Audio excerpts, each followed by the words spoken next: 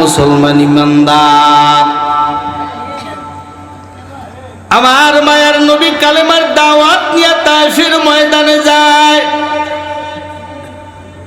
ওই তায়েফের ময়দানে যাবার পর আমার নবীকে বেঈমানেরা এমন ভাবে আঘাত করলো, যেই নবীকে বেঈমানেরা খুব মোহাব্বত করত, ভালোবাসতো। আমার নবীর দুনিয়াতে মা নাই, নবীর দুনিয়াতে বাবা নাই, বেঈমানেরা নবীকে এত মোহাব্বত করত, আল আমিন বলে। ওই নবী যখন তায়েফের ময়দানে দাওয়াত নিয়ে যায়, ওই জায়গায় বেঈমানেরা এমন ভাবে নবীর উপর আক্রমণ করলেন, ছোট ছোট বাচ্চাদেরকে দিয়া নবীর উপর পাথর নিক্ষেপ করালেন। আমার মায়ার নবীর উপরে এমন ভাবে পাথর নিক্ষেপ করা হলো, নবীজির শরীরটা রক্তে রঞ্জিত হয়ে গেছে, আমার নবীর জুতা মুবারক পর্যন্ত লাল হয়ে গেছে। আমার মায়ার নবী অচেতন হয়ে গেলেন। হযরতে জিবরাইল আগমন করে ডাক দিয়া কয়, হে পয়গম্বর, আপনার উপর যারা আঘাত করলো, আপনাকে যারা এত মারলো, নবী আপনি একটু মাত্র অনুমতি দেন, ওদেরকে দুই পাহাড়ের মধ্যখানে ফালাইয়া ওদেরকে সেকেন্ডের মধ্যে ধ্বংস করিয়া দেব। আমার মায়ার নবী ডাক দিয়া কয়, না রে জিবরাইল, না, আমার উম্মত ওরা বুঝে না। ওরা যদি বুঝতো আমার গায়ে আঘাত করতো না, ওরা যদি বুঝতো আমি কি জিনিস, কোনদিন আমার দিকে তারা আক্রমণ করতো না। মুহাম্মদ ইয়া রাব্বি আইওয়া নবী রাস্তে পেশুয়া, মুহাম্মদ ইয়া রাব্বি আইওয়া নবী রাস্তে পেশুয়া, आलम हुआ उसकी पैदाइश से उजाला, आलम हुआ उसकी पैदाइश से उजाला, शफीउल उमम हमारा नबी रोज क़ियामत शफाअत करेगा अल्लाह के पास गुनाहगार उम्मत, शफाअत करेगा अल्लाह के पास गुनाहगार उम्मत। अल्लाहु আকবার। এই নগরী এলাকার মুসলমান, নবীকে এতদিন ওই বেঈমানেরা মোহাব্বত করেছেন, এখন নবীর উপর আক্রমণ করে কারণ কি? নবী কয় আল্লাহর কথা বলার কারণে। আরো জোরে বলেন, কয় আল্লাহ, এক আল্লাহর কথা বলার কারণে ওই বেঈমানেরা অনেক খোদার ইবাদত করে। নবী এক খোদার দাওয়াত দেওয়ার কারণে ওই নবীর উপর বেঈমানেরা আক্রমণ করলেন। ওই নবীর পরে সাহাবায়ে কেরাম এক আল্লাহর কথা বলেন, এরপরে সাহাবায়ে কেরামের উপর আক্রমণ হয় কি হয় না? আর জোরে বলেন। এক আল্লাহর কথা বলার কারণে বেঈমানেরা সব সময় আক্রমণ করেছেন, কিন্তু আল্লাহর যেই বান্দারা আল্লাহর জন্য পাগল, অত্যাচার করার পরে ওরা কোনোদিন আল্লাহ থেকে মুখ ফিরায় না। অত্যাচার করার পরে আল্লাহর বিধান থেকে তারা সরে যায় না, কারণ ওই আল্লাহর বান্দারা জানে এই কোরআনের কথা বলার কারণে, আল্লাহর দ্বীনের কথা বলার কারণে প্রত্যেকটা নবী দুনিয়াতে নির্যাতিত হয়েছেন। এই দ্বীনের কথা বলার কারণে প্রত্যেকটা সাহাবায়ে কেরাম নির্যাতিত হয়েছেন। কোরআনের কথা বলার কারণে প্রত্যেকটা মানুষ, বড় বড় আলেম, কারা নির্যাতিত হয়েছেন বলেন ঠিক কিনা? ওরা কেন বলে? জানে হক কথা বললে জেলখানা, এরপরেও কেন বলে?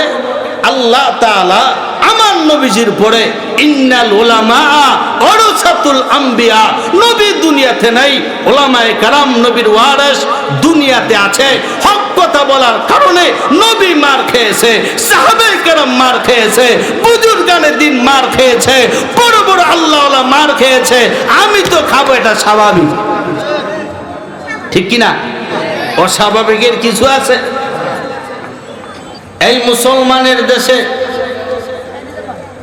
সবাই ইসলামের নাম ভাঙায়া চলতে চায়।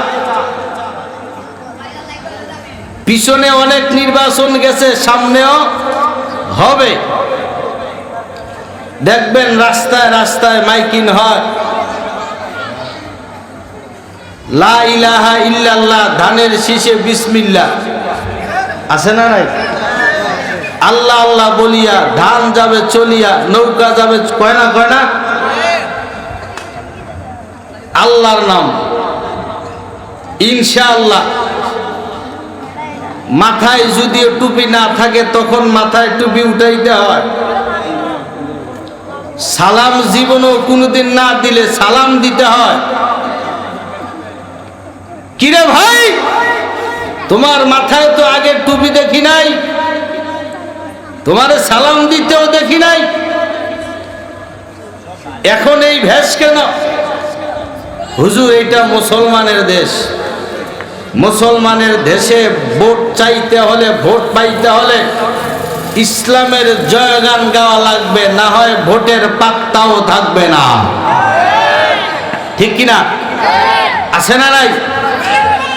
এই মুসলমানের দেশে আমরা মুসলমান খুব নির্যাতিত। কারণ আমাদের মধ্যে এত দ্বন্দ্ব, আমাদের মধ্যে এত গ্রুপ।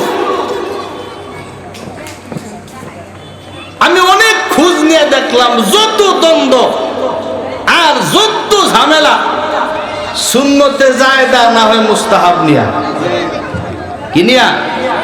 সুন্নতে জায়েদা না হয় মুস্তাহাব, এগুলা নিয়ে ঝগড়া। এক আলেম যদি জেলখানা যায়, জাগা হেতে আমগর দলের না, কয়নি? এক ইমাম যদি নির্যাতিত হয়, কা হজ্ঞা হেতে আমগর গুরু ফেন না, কয়নি? হ্যাঁ মুসলমান।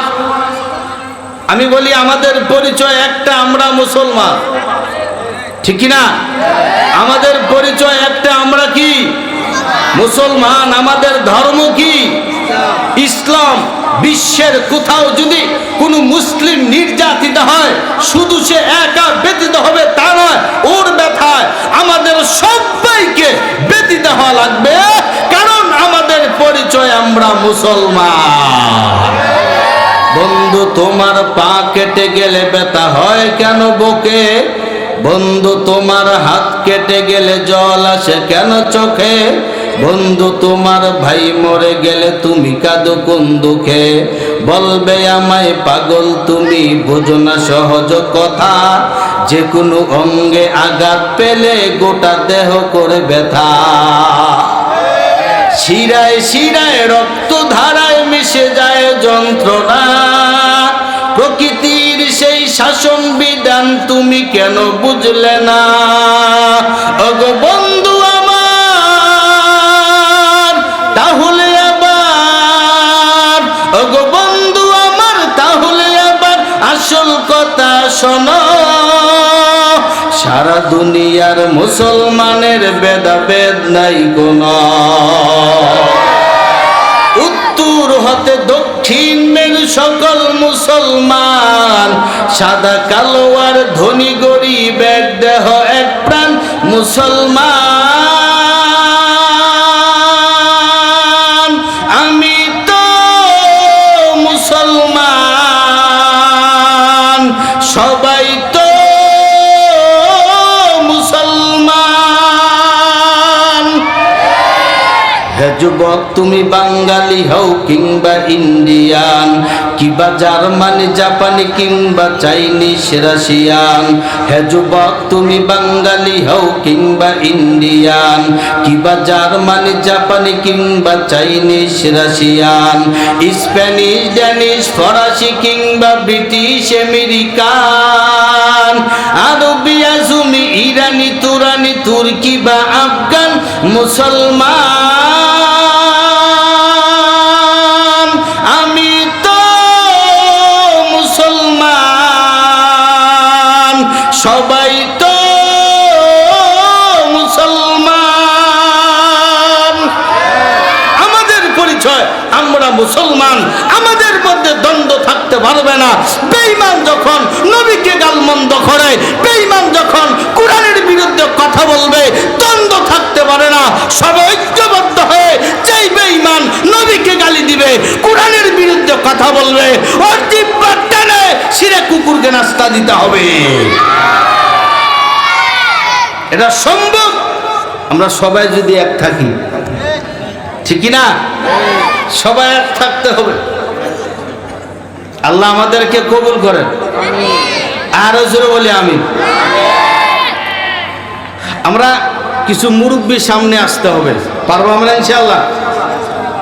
মুরব্বীর সামনে না আসলে ওয়াজের একটা তাসির এটা ওঠে না। এটা আসেন মুরব্বী একটা, এই বাচ্চার একটা সাইডে যাও, যান এটি সাইডে। এই মুরব্বী কিছু সামনে, মাশাআল্লাহ। এই যুবক ভাইরা আসো, মাশাআল্লাহ, আল্লাহ কবুল করে। আমরা সবাই ময়দানে বসে যাই, সবাই। এই মাশাআল্লাহ, আসেন কিছু মুরব্বী সামনে আসেন, মাশাআল্লাহ, আসেন।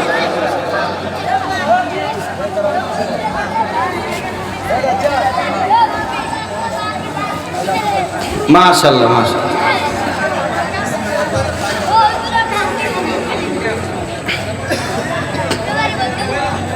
আল্লাহ আমাদেরকে কবুল করেন বলে আমিন।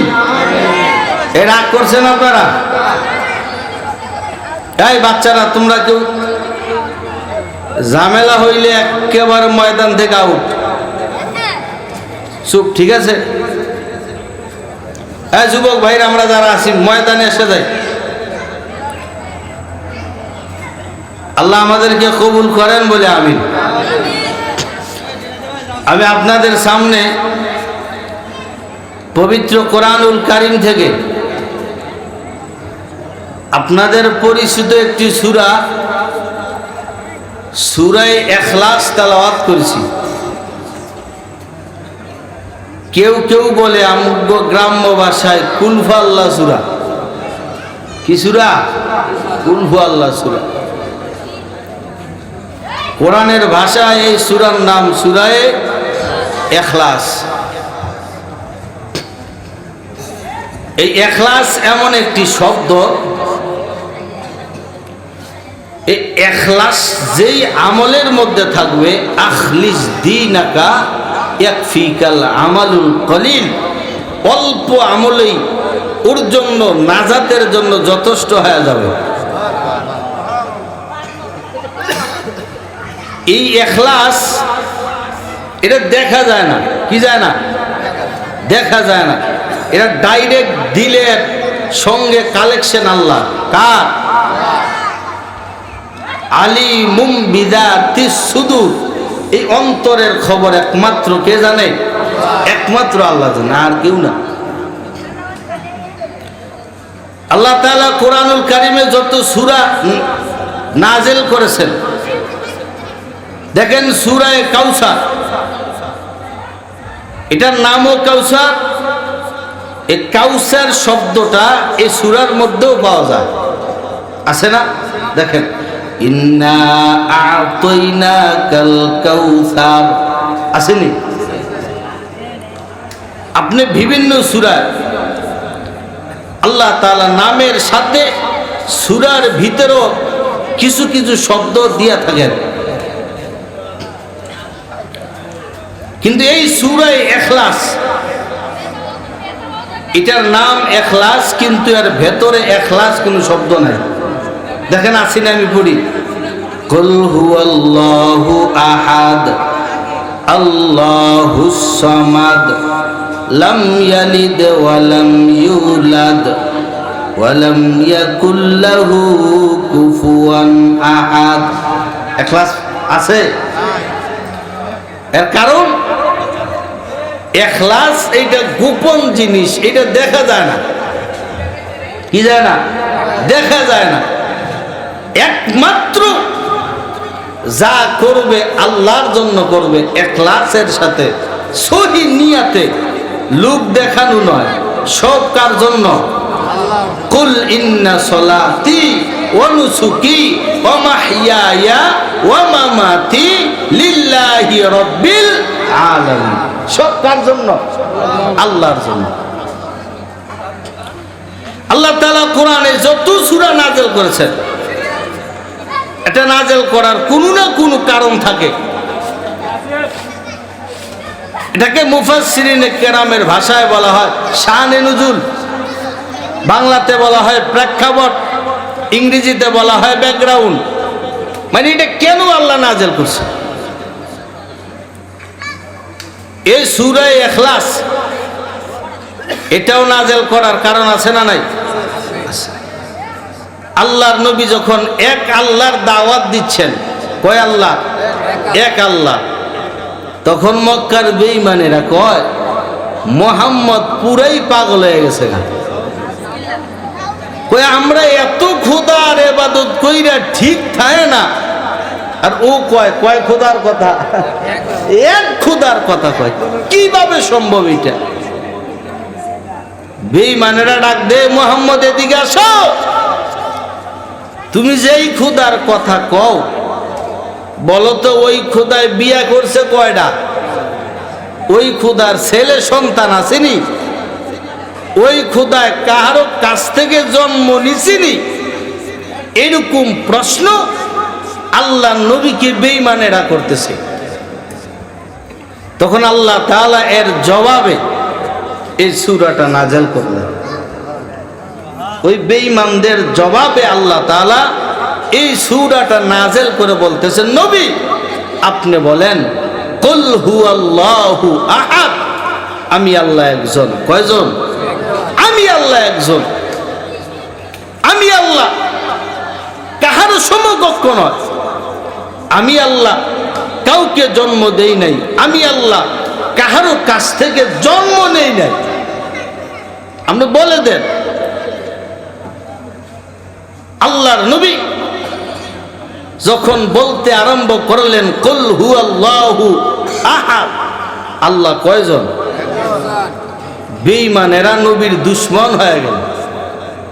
এতদিন নবীকে মোহাব্বত করে, এতদিন নবীকে ভালোবাসে, নবীকে যা চায় তাই দেয়। আল্লাহর নবী যখন বললেন পড়ো কুলু লা ইলাহা ইল্লাল্লাহ, তখন বেঈমানেরা নবীর দুশমন হয়ে গেল। বিভিন্ন ভাবে নবীকে আক্রমণ করা আরম্ভ করলো। নবীর অন্যায় কি ছিল? নবী এক আল্লাহর কথা বলছেন। কার কথা? এক আল্লাহর কথা বলছেন। বলার কারণে নবীর উপর সবাই পাকড়াও করা আরম্ভ করলো। এমন কোন নির্যাতন নাই যা নবীকে ওরা করে নাই। অপরাধ কি ছিল? আমরা সেই নবীর উম্মত কিনা? আরো জোরে বলেন। আমরাও যদি সেই এক আল্লাহর কথা সঠিকভাবে সমাজে প্রচার করা আরম্ভ করি, আমাদেরকেও ওই বেঈমানের দোসররা নির্যাতন করতে দেরি করবে। আরো জোরে বলেন, করবে কি করবে না? মুসলমান ইমানদার, আমার মায়ার নবী কালেমার দাওয়াত নিয়ে তায়েফের ময়দানে যায়।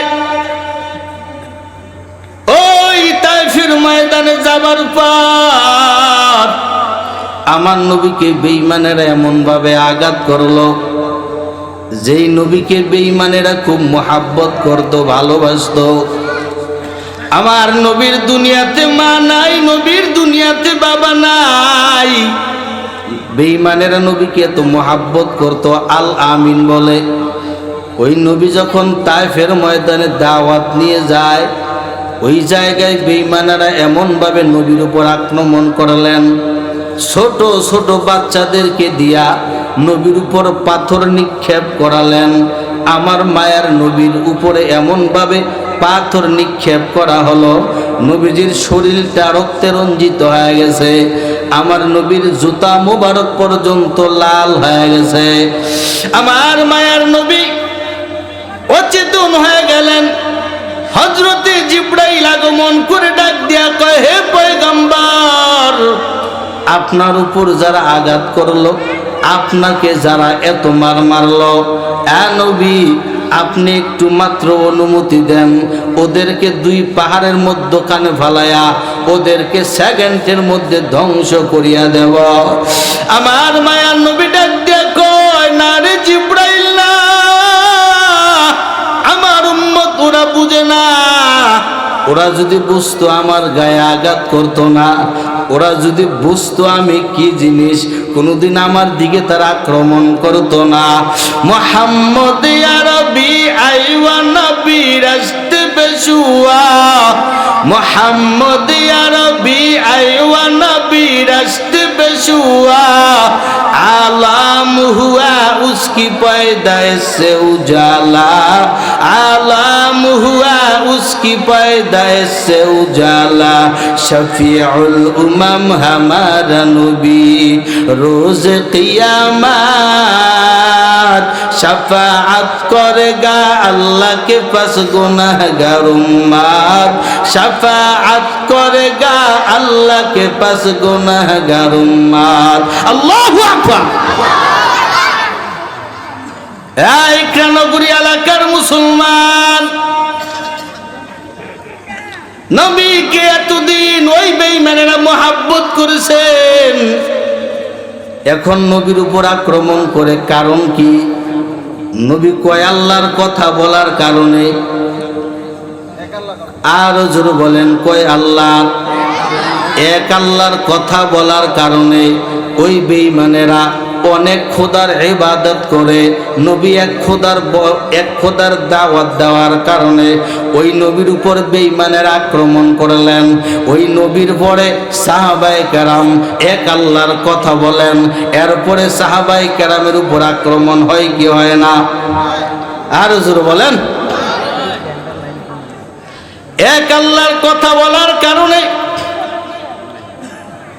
বেঈমানেরা সব সময় আক্রমণ করেছেন, কিন্তু আল্লাহর যেই বান্দারা আল্লাহর জন্য পাগল, অত্যাচার করার পরে ওরা কোনোদিন আল্লাহ থেকে মুখ ফিরায় না। অত্যাচার করার পরে আল্লাহর বিধান থেকে তারা সরে যায় না, কারণ ওই আল্লাহর বান্দারা জানে এই কোরআনের কথা বলার কারণে, আল্লাহর দ্বীনের কথা বলার কারণে প্রত্যেকটা নবী দুনিয়াতে নির্যাতিত হয়েছেন। এই দ্বীনের কথা বলার কারণে প্রত্যেকটা সাহাবায়ে কেরাম নির্যাতিত হয়েছেন। কোরআনের কথা বলার কারণে প্রত্যেকটা মানুষ বড় বড় আলেম কারা নির্যাতিত হয়েছেন, বলেন ঠিক কিনা? এরপরেও ওরা কেন বলে? জানে হক কথা বললে জেলখানায়, এরপরেও কেন বলে? আল্লাহ তাআলা আমার নবীজির পরে ইন্নাল উলামা ওয়ারাসাতুল আম্বিয়া, নবী দুনিয়াতে নাই, উলামায়ে কেরাম নবীর ওয়ারিস দুনিয়াতে আছে। হক কথা বলার কারণে নবী মার খেয়েছে, সাহাবায়ে কেরাম মার খেয়েছে, বুজুর্গানে দিন মার খেয়েছে, বড় বড় আল্লাহওয়ালা মার খেয়েছে। আমি তো খাবো, এটা স্বাভাবিক, ঠিক কিনা? অস্বাভাবিকের কিছু আছে? মুসলমান ইমানদার, আমার মায়ার নবী কালেমার দাওয়াত নিয়ে তায়েফের ময়দানে যায়। ওই তায়েফের ময়দানে যাবার পর আমার নবীকে বেঈমানেরা এমন ভাবে আঘাত করলো, যেই নবীকে বেঈমানেরা খুব মহব্বত করত, ভালোবাসতো। আমার নবীর দুনিয়াতে মা নাই, নবীর দুনিয়াতে বাবা নাই, বেঈমানেরা নবীকে এত মহব্বত করত, আল আমিন বলে। ওই নবী যখন তায়েফের ময়দানে দাওয়াত নিয়ে যায়, ওই জায়গায় বেঈমানেরা এমন ভাবে নবীর উপর আক্রমণ করলেন, ছোট ছোট বাচ্চাদেরকে দিয়া নবীর উপর পাথর নিক্ষেপ করালেন। আমার মায়ার নবীর উপরে এমন ভাবে পাথর নিক্ষেপ করা হলো, নবীজির শরীরটা রক্তে রঞ্জিত হয়ে গেছে, আমার নবীর জুতা মুবারক পর্যন্ত লাল হয়ে গেছে। আমার মায়ার নবী অচেতন হয়ে গেলেন। হযরতে জিবরাইল আগমন করে ডাক দিয়া কয়, হে পয়গম্বর, আপনার উপর যারা আঘাত করলো, আপনাকে যারা এত মার মারলো, নবী আপনি একটু মাত্র অনুমতি দেন, ওদেরকে দুই পাহাড়ের মধ্যখানে ফালায়া ওদেরকে সেকেন্ডের মধ্যে ধ্বংস করিয়া দেব। আমার মায়ার নবী ডাক দিয়া কয়, না রে জিবরাইল না, আমার উম্মত ওরা বুঝে না।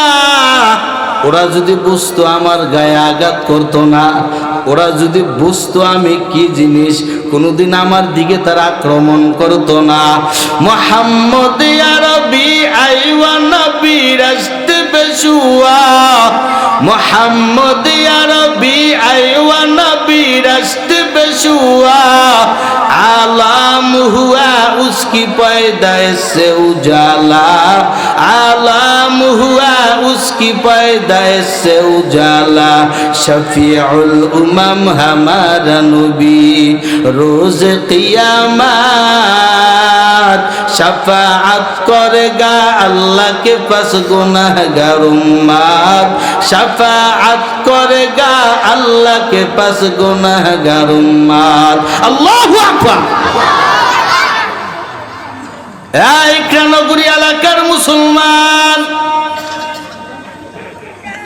নবীকে এতদিন ওই বেঈমানেরা মহব্বত করেছেন, এখন নবীর উপর আক্রমণ করে কারণ কি? নবী কয় আল্লাহর কথা বলার কারণে। আরো জোরে বলেন, কয় আল্লাহ, এক আল্লাহর কথা বলার কারণে ওই বেঈমানেরা অনেক খোদার ইবাদত করে। নবী এক খোদার দাওয়াত দেওয়ার কারণে ওই নবীর উপর বেঈমানেরা আক্রমণ করলেন। ওই নবীর পরে সাহাবায়ে কেরাম এক আল্লাহর কথা বলেন, এরপরে সাহাবায়ে কেরামের উপর আক্রমণ হয় কি হয় না? আর জোরে বলেন। এক আল্লাহর কথা বলার কারণে বেঈমানেরা সব সময় আক্রমণ করেছেন, কিন্তু আল্লাহর যেই বান্দারা আল্লাহর জন্য পাগল, অত্যাচার করার পরে ওরা কোনোদিন আল্লাহ থেকে মুখ ফিরায় না। অত্যাচার করার পরে আল্লাহর বিধান থেকে তারা সরে যায় না, কারণ ওই আল্লাহর বান্দারা জানে এই কোরআনের কথা বলার কারণে, আল্লাহর দ্বীনের কথা বলার কারণে প্রত্যেকটা নবী দুনিয়াতে নির্যাতিত হয়েছেন। এই দ্বীনের কথা বলার কারণে প্রত্যেকটা সাহাবায়ে কেরাম নির্যাতিত হয়েছেন। কোরআনের কথা বলার কারণে প্রত্যেকটা মানুষ, বড় বড় আলেম কারা নির্যাতিত হয়েছেন বলেন ঠিক কিনা? এরপরেও ওরা কেন বলে? জানে হক কথা বললে জেলখানা। এরপরেও কেন বলে? আল্লাহ তাআলা আমার নবীজির পরে ইন্নাল উলামা ওয়ারাসাতুল আম্বিয়া, নবী দুনিয়াতে নাই, উলামায়ে কেরাম নবীর ওয়ারিস দুনিয়াতে আছে। হক কথা বলার কারণে নবী মার খেয়েছে, সাহাবায়ে কেরাম মার খেয়েছে, বুজুর্গানে দিন মার খেয়েছে, বড় বড় আল্লাহওয়ালা মার খেয়েছে। আমি তো খাবো, এটা স্বাভাবিক, ঠিক কিনা? অস্বাভাবিকের কিছু আছে? এই নগরী এলাকার মুসলমান, আল্লাহ কি আল্লাহ বলার কারণে ফেরাউনের বিবি হযরতে আসিয়া, ফেরাউন তো এত ধনী মানুষ, সম্পদের অভাব নাই, টাকার অভাব নাই। ফেরাউন নিজেকে দাবি করছে আনা রব্বুকুমুল আলা, আর আসলে কোন নাউজুবিল্লাহ। ফেরাউন বলছে আমি হলাম জগতের সবচাইতে বড় খোদা। আমার আল্লাহ কয় ফাগলায়, কয় কি রে, এই কি কয়? ফেরাউনের ঘরের কাজের একটা মহিলা, আল্লাহ ওর দিলের মধ্যে ঈমানের বাতি জ্বালায় দিছে। রাস্তা কোন সুবহানাল্লাহ। ফেরাউনের বিবি আসিয়া, ওর মধ্যেও আল্লাহ তাআলা ঈমানের বাতি জ্বালায় দিছে। আল্লাহর বান্দা ঈমানের পাওয়ার পরে আল্লাহকে ডাকে,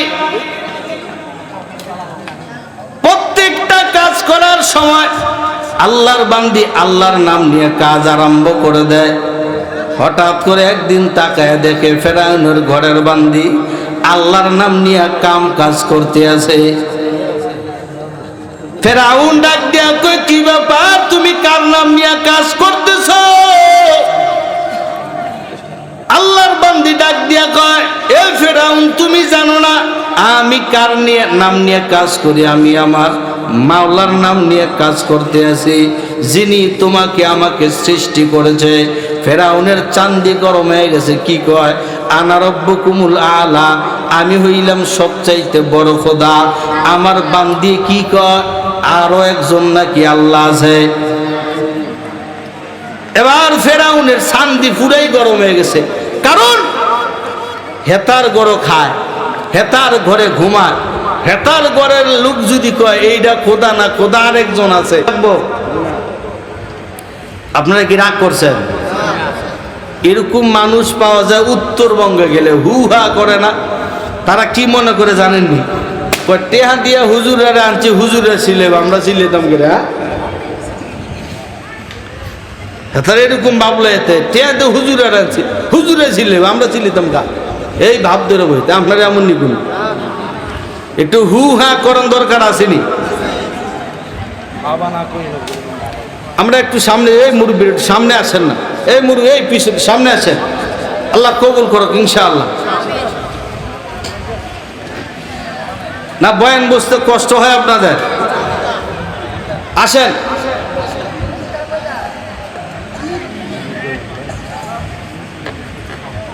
এই মাশাআল্লাহ আসেন, কিছু মুরব্বী এই জায়গায় আসেন, একজন আর কিছু আসেন।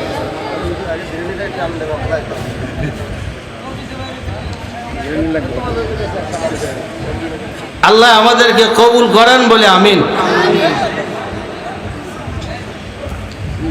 একটু হু হা করবেন তো ইনশাআল্লাহ। ফেরাউন কয়, আমার ঘরে খায়, আমার ঘরে ঘুমায়,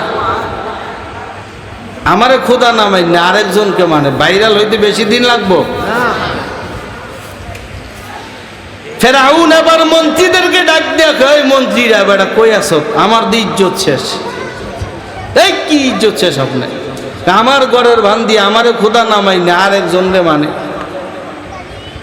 কি করবি, তাড়াতাড়ি কর। প্রত্যেকটা বড় বড় শয়তানের উপদেশটা আরেক শয়তান থায়, তাই কিনা? এই আবুদ্ধি কুবুদ্ধি দেওয়ার লাগে একটা থায় শয়তান। ফেরাউন এবার ডাক দিয়ে কয়ে, মন্ত্রীর দল কই আছো? ইজ্জত শেষ। কি হইছে? আমার ঘরের বান্দি তো আমারে খোদা মানে না। কারে মানে? কয় আল্লাহরে মানে। মন্ত্রী আবার বুদ্ধি দিয়া কয়, আপনি কেন টেনশন করেন? প্রত্যেকটা মহিলার একটা দুর্বল জায়গা আছে, ওই দুর্বল জায়গায় আঘাত করেন, দেখবেন আপনারে খোদা মানবে। ফেরাউন কয়, মহিলার দুর্বল জায়গা আবার কোন জায়গা? ওই মহিলাদের দুর্বল জায়গা হইল তার সন্তান। সন্তানকে যখন মারার হুমকি দিবেন, মহিলা এইটা বরদাস্ত করতে পারে না। মা তার সন্তানের ব্যথা সহ্য করতে পারে না, মা তার সন্তানের আঘাত সহ্য করতে পারে না। এই জন্য দেখবেন, বাবায় যদি রাত্রিবেলা ঘুমায় যায়, সন্তানের যদি রাত্রে জ্বর হয়, বাবায় ঘুমায়, মা কিন্তু ঘুমাইতে পারে না। একটু পর পর সন্তানের দিকে তাকায়, ঠিক কিনা? এই কৃষ্ণনগর এলাকার মুসলমান, মা কিন্তু সন্তানের জন্য বড় পাগল। ঘরের সবাই যদি ঘুমায়া যায়, মা কিন্তু ঘুমাইবার পারে না। মা কিন্তু সন্তানের জন্য অপেক্ষা করে। আমরা যখন বয়ানে যাই, যত রাত্রিবেলা এই বয়ানের সিজন সারা বাংলাদেশে দৌড়াই, চাঁদপুর বলেন, ওই যে সিলেট বলেন, অনেক জায়গায় যাই, রাতের 12টা বাজে কেউ খবর নেয় না। রাতের 12টা বাজে হঠাৎ করে দেখি মায়ের ফোন, কিরে বাবা, যেই জায়গায় রওনা দিয়েছিলা ওই জায়গায় পৌঁছাইতে পারছো কিনা? যার দুনিয়াতে মা নাই, ও বুঝে দুনিয়াতে কি সম্পদ হারাইছে, ঠিক কিনা? এই কৃষ্ণনগর এলাকার মুসলমান, মন্ত্রী আবার ডাক দিয়ে কয়, ও ফেরাউন বাদশা, কেন টেনশন করতেছেন? মহিলাদের দুর্বল একখান জায়গা আছে, আপনার বান্দির কিন্তু 2টা বাচ্চা আছে, ওই বাচ্চাগুলাকে মারার হুমকি দেখান। কয় কি করব? কয় পাতিলার মধ্যে তৈল গরম করেন, তৈল গরম করিয়া ওদেরকে তৈলে ফালানোর ভয় আপনি দেখায় দেন, তাইলে দেখবেন ওই মহিলা আপনাকে খোদা মানবে আর কাউকে মানবে না। যেমন কথা তেমন কাজ, পাতিলার মধ্যে তৈলটা গরম করা হলো। ফেরাউন ডাক দিয়া কয়, আমারে খোদা মানবে কিনা বল, যদি আমারে খোদা না মানো তোর সন্তানকে তৈলের মধ্যে ফালায়া দেব। আল্লাহর বান্দি ডাক দিয়ে কয়, না রে ফেরাউন না, আমারে তুমি কিসের ভয় দেখাও? আমার সন্তানকে তৈলে ফালাইবা, এই জন্য খোদারে মানব না তোরে মানব? কয়ে না না, খোদা মানছি, যা মন চায় তাই কর, তোরে খোদা মানব না। বাচ্চাটাকে হাতের মধ্যে নিয়া তৈলের মধ্যে ফালায় দেওয়া হলো।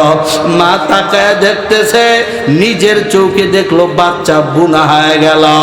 এবার আল্লাহর বান্দি কান্না করে ফেরাউন ডাক দেয়া কয়, জলদি করে আমারে খোদা মান, যদি আমারে খোদা না মানো তাইলে তোর পরের বাচ্চাটাকেও তৈলের মধ্যে ফালানো হবে। আল্লাহর বান্দি ডাক দিয়া কয়, আমার 2য় সন্তান ফালাইতে পারো, এরপরও আমি শিরিক করতে পারি না, এরপরও আমার আল্লাহকে আমি বাদ দিতে পারি না। পরের সন্তানটাকেও সাথে সাথে তৈলের মধ্যে ফালায়া দিল। কিতাবের মধ্যে লেখা হয়, ওই বাচ্চাটা তৈলের মধ্যে পড়িয়া আল্লাহর কুদরতি একটা আওয়াজ জারি হয়ে গেছে। ওই বাচ্চা ডাক দিয়ে কইরে, মা তুমি দেখতেছো ওইটা গরম তৈল না? না এরে মা, এটা হলো একটা জান্নাতে যাওয়ার রাস্তা। আল্লাহু আকবার। তুমি দেখতেছো এটা গরম তৈল, এটা গরম তৈল না মা, এটা তো সোজা জান্নাতে যাওয়ার রাস্তা। এই নগরী এলাকার মুসলমান,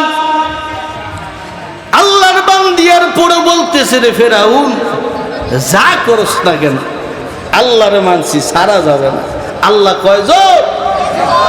এরপরে এই বান্দিটাকেও আগুনের মধ্যে ফালাইয়া হত্যা করা হয়।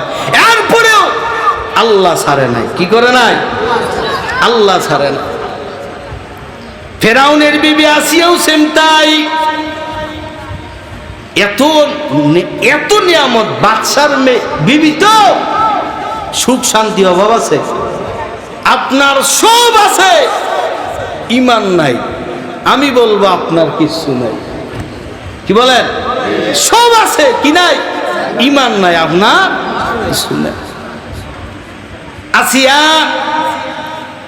ফেরাউন ডাক দিয়ে কয়, বিবি আমারে সবাই খোদা মানে, তুই যদি না মানুষ আমার এই জীবন রাখা কি লাভ? মানুষ বলবে নিজের বউ নিজের মানে না, আমগরে আইসে আবার খোদার দাবিদার মানাই, তো ইজ্জত আছে? যত বুঝা। আসিয়া কয়, না আল্লাহ একজন, আল্লাহ একজন, যত বুঝা কাজ হবে না।